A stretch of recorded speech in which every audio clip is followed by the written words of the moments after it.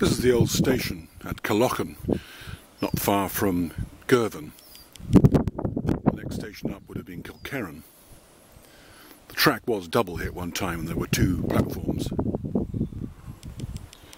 was opened by the Maybole and Girvan Railway in 1860, closed in 1951, basically built to serve the local Killochan estate. Never very busy, but it did have a quarry nearby, so narrow gauge railway carried trucks across the line and they were loaded up into standard gauge wagons in the freight yard. It was rebuilt in 1900 with an arts and crafts style similar to Cassilis.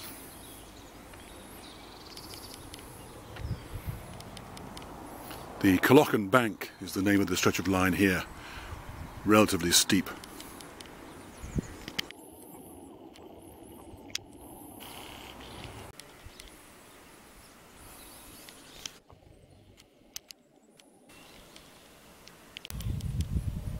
The old signal box and the toilets were demolished many a year ago.